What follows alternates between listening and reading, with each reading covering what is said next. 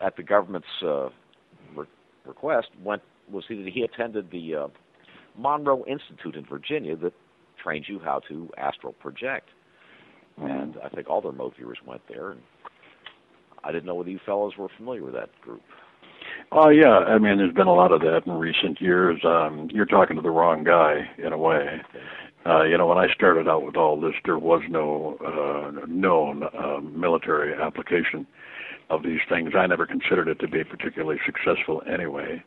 But I'm a spiritualist, and I come from a spiritual background, and I tend to see these things as something a little bit greater than, whether or not the Russians have, high urinals in their toilets. And I mean, this well, is actually, not the one thing I mentioned to Paul in our many conversations was that I've had some unfortunate associations here in Texas, and however, the associates that I have made have innate abilities, some of them, that are far superior to what Paul's remote viewing book indicated they had. And, of course, I've read Joe McMonigal's book and somebody or others. Well, I got it.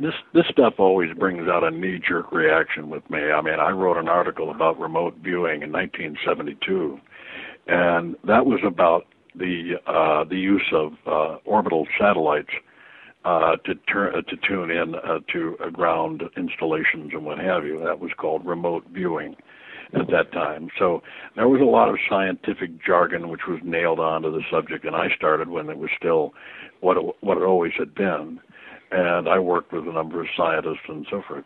And this is why I started, I think, what was the first outreach program of training of people to develop their intuition. And it was all done with ordinary folks. I never used a pro. I never used anyone who had made a lot of noise about how good or how effective they were. I used college students. I used ordinary folks out the community. And I have to tell you, and I have proof of this, that they were in many ways far superior to many of the so-called pros. And have you ever in your experience, I don't mean to interrupt, Peter, but have you ever in your experience run across people who are naturally telepathic? No question. Yeah. Unfortunately, telepathy is a matter of matching waves, to borrow a scientific term. I should slap myself for that. But some people are magnificent senders. Other people are magnificent receivers. Right. Now, if you get two people together who are both strong senders, they'll essentially cancel each other out. So it is in many instances a matter of choosing the right people to do these experiments. Now, in terms of some of the higher, more celestial phenomena, let's get it off this human trait of wanting to control and manipulate we get our oily little hands on. When you're dealing with celestial phenomena, there is an automatic balancer, so to speak. In other words, it matters little whether we are aware of our own ability to receive or whether we have had all kinds of spiritual, religious, or psychic experiences or not. Because with the light beings, for instance, we are all on an equal playing field. And that's why I've tried to encourage people, turn your sights up. Get off this parallel dimension. Quit looking down and quit looking straight across the table and turn your vision upward, because that's essentially what life is about. It's not about... I think it is. Oh, yeah. I'm sorry to sound so stern here, but life is... that's fine. I know this is radio, and I know it's all commercial, and I know there are all sorts of implications, but I'll tell you this. Life is a lot more than news, weather, and sports. Well, it certainly is. Certainly it is. And, and we do have a question in the chat room, Kevin. Sure. Who's that? It's from Big Feet in the chat room, and it's going back to the out-of-body experience topic that we had just a minute ago, asking what Peter and Terry make of the study done by the OOBE Research Center that pretty much concluded every out-of-body that happens in the bedroom has no paranormal connection. What do you guys make of that? What do you make of that? I'm sorry, but I don't think I can use the word on radio. But listen. Nobody knows anything, period. Can I make that? Here's that megalomania coming out again. I apologize for that. You maniac. Yeah, I think I've turned off a lot of Canadians with my megalomania. But I'll tell you, listen, nobody knows anything.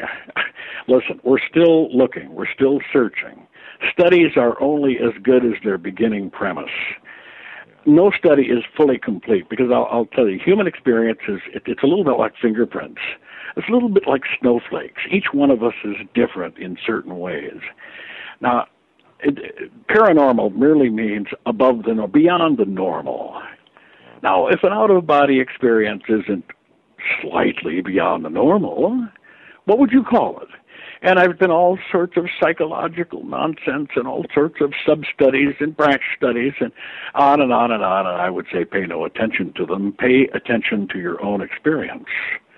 I'd be willing to volunteer for that specific study and see if, having out-of-body experiences in the bedroom, I'd be willing to volunteer for that one. Hey, I can tell you things that happen in the bedroom that would fry your hair. And I'm not being... and I'm not... Hey, you think I'm kidding. I'm not kidding. I've known some of the best guys in the business who've experimented with every aspect of this. Keep in mind, I go back some 40 years. And a little longer. I'm not pleading agedness, but I've been there and I've done it. My group has been there. We've done it. I'll tell you, you do get a little jaded with time, because what I see being commercially produced now, I mean, people say, "What did you think of that? What did you think of that?" And I said, "It put me to sleep." I mean, the whole idea here is to understand a vital part of human experience. This isn't entertainment. Oh, it's fun to watch it on TV, and all that. But it's not about entertainment. It's about who we are, what we are, where we're supposed to be going. We're not supposed to be chained to this planet. I'm glad you said that, Peter, because one thing I can say just from my own minor league experience up there in New York is that I felt so intrigued and enthralled by the touch of something divine up there, which it obviously was. And I felt like, I even said a little prayer. I said, "Look, here's the deal. If there's any way I can opt out of the rest of this life and just shove off now, I'll do it." Because I felt, once you've experienced that, who wants to go back? Well, of course, exactly. Cheeseburger, McDonald's, or something. Life is essential. We're here, and we have to live this life, and we have to attend to it, and we have to be interested in certain things. We have to be educated. We have to communicate. It's on, and we all know that.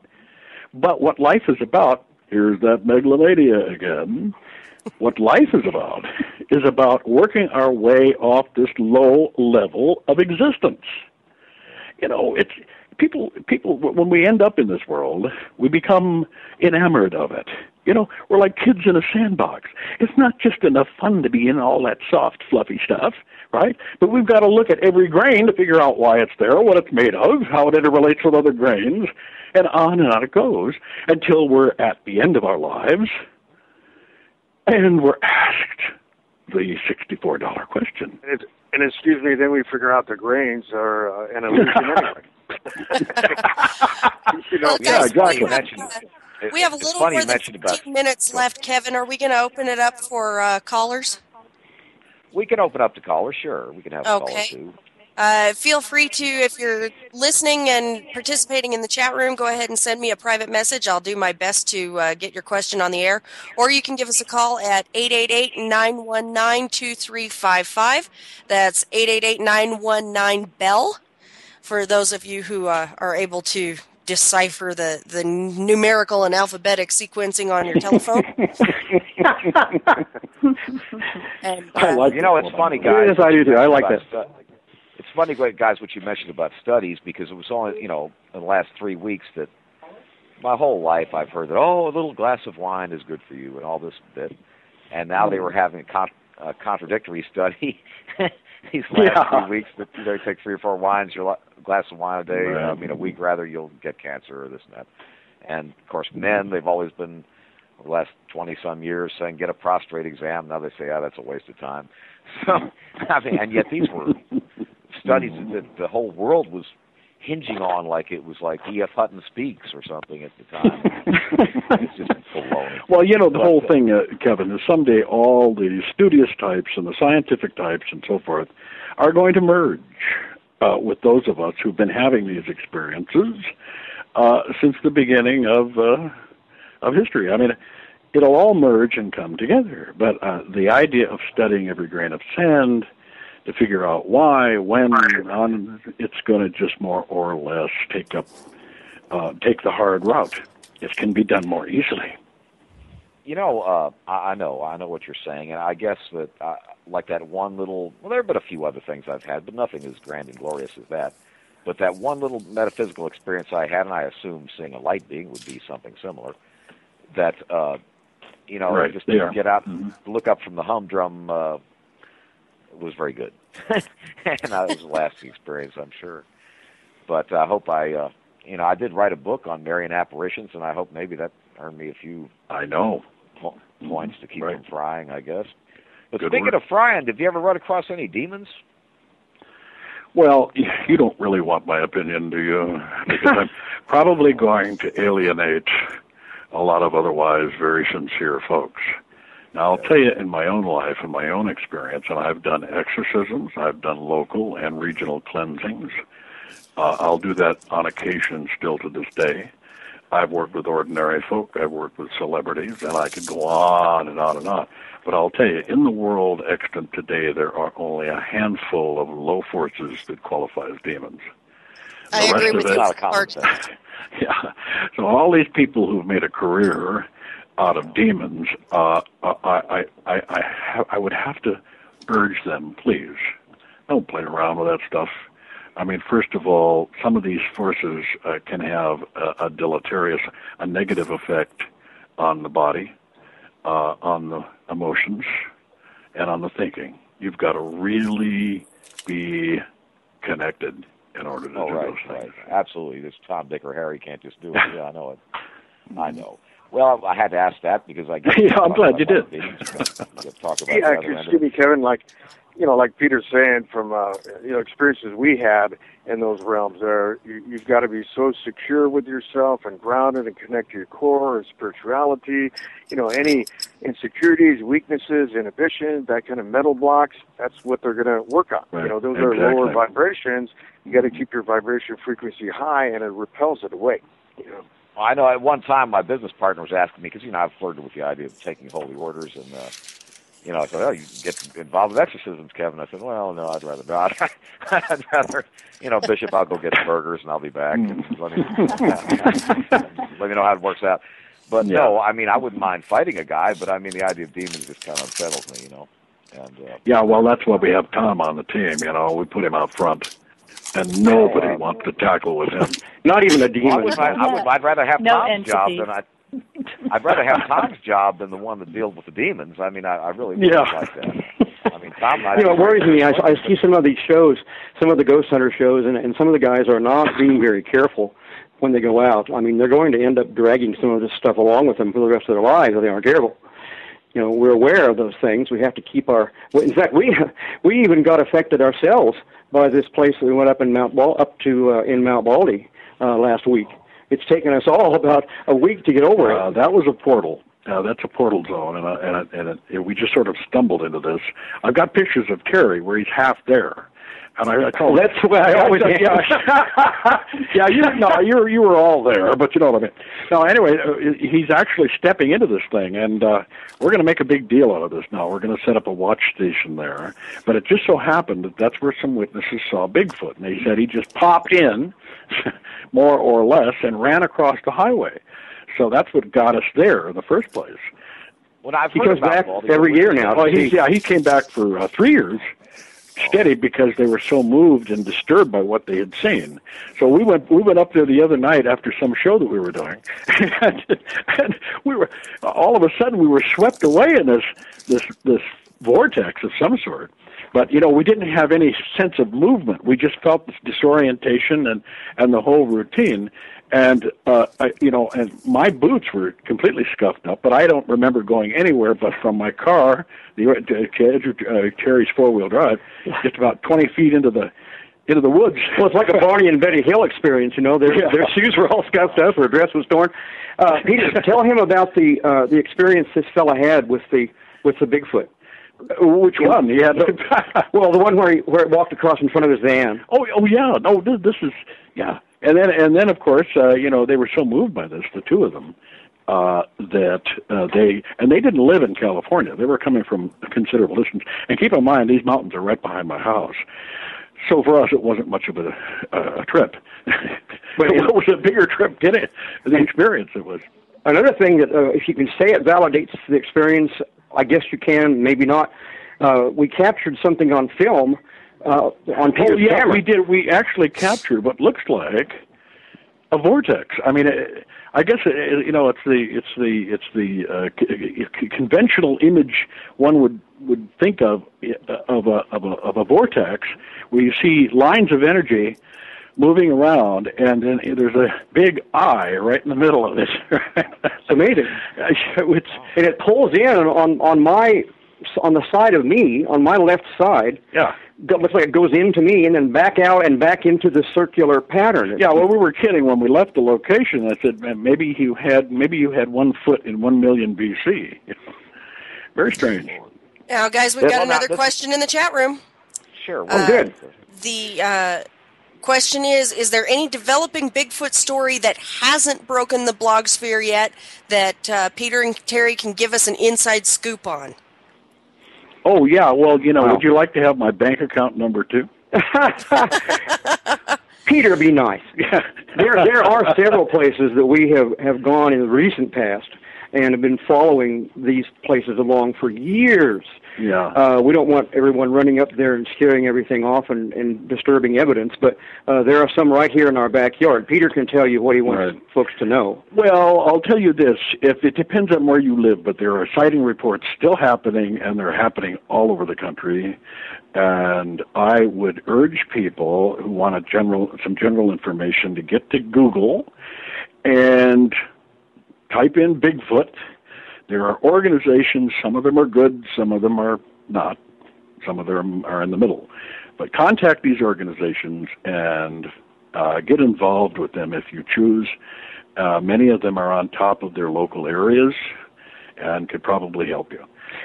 The other thing, we have a Facebook fan page, and now if people contact us directly, we can speak with them more freely because, we know who we're talking with, and we don't want just anyone running around and going up into these areas. But we'll be glad to share information if you contact Peter or myself directly. And how would they do that? What would be the site? Well, we're on Facebook. If you just put in the search on Facebook, Albright Guttilla, that's Guttilla, that will go to our fan page. And then that also, at the bottom, if you click on info, that will send you to our website. And that link is posted up in the chat room right now for those who are listening and participating live. That link is up in the chat room. And we've got another question. Wow, good for you guys. I know. Regarding the vortex footage that you guys captured, people are asking where can they see the footage of that vortex? They have to come to my house. I mean, if they're real nice to me, bring gifts. He is serious. We have all seen this on the computer screen, and he tried to send it to me via Facebook or AOL, and this vortex, the actual picture of the vortex, will not transmit. We don't know why. Yeah, I've checked into this, and I've talked to technicians about it, and the only thing they can think of is that this apparent image that is there is being registered as noise somehow by the filtering properties of the software. So I've got to come up with a way to actually reproduce this so that you can see this vortex. Because actually tonight, after our show here, we're going back up there. We're going to take another camera that may allow us to see it, so we can put it on the internet. But we will try we have nothing against trying to get it back on, on Facebook or something. Look at my page, which is Peter Guttillaand on Facebook or whatever. I stick everything up there, so I'll be sure to let people know. My email address is petergutilla@aol.com, and they can write me if they like. I love the public. I'm not worried about it. Don't forget to mention the Light Beings book, so if they want to see more about Dorothy. Oh, yeah, that's called Contact with Beings of Light, the amazing true story of Dorothy Wilkinson-Izatt. And I'm the author of the book, and if they'd like to get a copy of that, they can contact me, whatever. And it's also on Amazon and various other places. Well, and Corker Johnston, who is working PR for us and is absolutely incredible back in Minnesota, he set up a system for us on the Internet and on Facebook so we can actually directly sell to the public. So they can always, once they get on Facebook, they'll be able to find us from there. And, of course, my other book is the Bigfoot Files. That's also available. That's by me. And Your Personal Guide to Psychic Development. That's another of my books, and that was actually my class book that I had originally composed in the early 1970s. So you'll have a piece of prehistory. How are we on time, folks? We are down to 5 minutes. So, Kevin, Okay. if you have any final questions that you want to ask Peter or Terry or Tom or everybody else that we have here. One allusion to that political figure we talked about before the show. I sure would meet her, the Kansas political person that we talked about. Right. But fellas, I've always enjoyed having you on, and I'd like to hear some more also when we get a follow-up on that Nepal case. That sounds fascinating, and I'd like to see how it all turns out. Well, Kevin, we have so darn much fun. We probably should do this every couple of weeks or so if you want. Well, pretty often, yeah. Let's do that. And, we want to take all of you out in the field with us. We would have taken you to the portal zone tonight if we could figure out a way to actually broadcast. You know what? Anyone who wants to get back here, wants to get to California and get a hold of us, we'll be glad to include them in, including yourself, Kevin. A few takers. Oh, that sounds very good. Latter part of the year, I'll sure do that. Well, and you and your co-hosts are welcome anytime. Yeah, I may be out in California around Christmas time, so. Well, look at. Oh, you better. You better find us. You know who's going to be here as well is Aubrey Sacco's sister, and I told her that I just want to meet you so I can give you a hug, because we've been looking for her missing sister for a long time. And I said, just let us meet somebody who was close to Aubrey, because we're sad. So if you're here at Christmas time, look us up. I pray that turns out just fine. Fellows, I guess we better about call it a night, but it won't be the end of the line. We'll certainly get up to you soon. Well, thank you. It's been fun. Thank you all. It's been a wonderful show. Yeah, thank you, Kevin. It's been great. Really enjoyable. Sorry I couldn't be there. We'll hear from you again soon. I'll keep up with you for sure. No Now, problem. that's Tom Muzilla there you're listening to. Yeah. I'm Terry Albright, and Peter Guttillaand is our main guru. Oh, please don't scuttle me anymore. Well, thanks, buddy. You guys will have to listen next week when we have Christopher Balzano on about the old Bridgewater Triangle. That sounds like the place. Oh yeah, that sounds like. Give them our regards, will you? Give them all our regards. I'll be there for that one. We're all allies, Great. Well, my daughter's up there. Maybe she'll find her way over there and snoop into it. She moved to Boston here about 6 months ago now. Well, fellas, don't be a stranger, as we say in Kansas. Okay. Well, I sure won't. Well, Clarissa, I guess what's coming up on your shows? Anything come up soon? Or my the next episode of Periscope is going to be this coming Sunday at 11 p.m. Eastern on liveparanormal.com, and my guest is going to be Brian Harnois from the Ghost Hunter saga. I haven't quite decided how harshly I'm going to fry him yet, but I'm sure it will make for I like this entertaining girl. show. And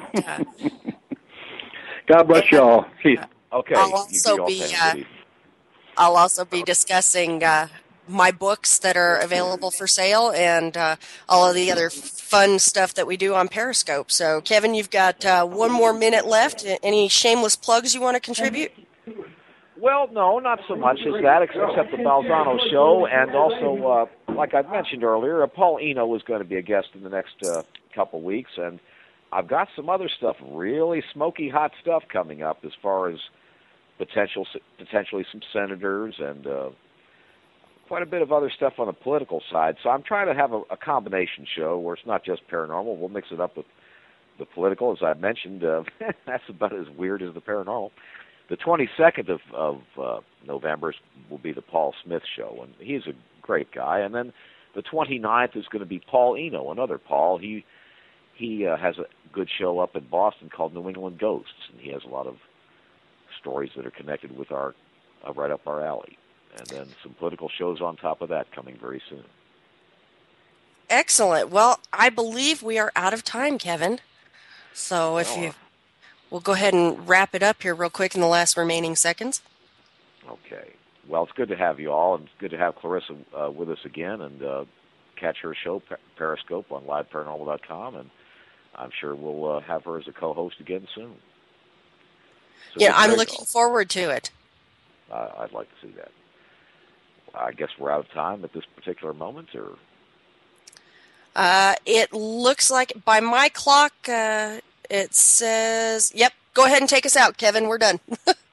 Y'all come back. You'll enjoy the next few shows and some political shows that will blow you away. Good night. Have a good night, everybody.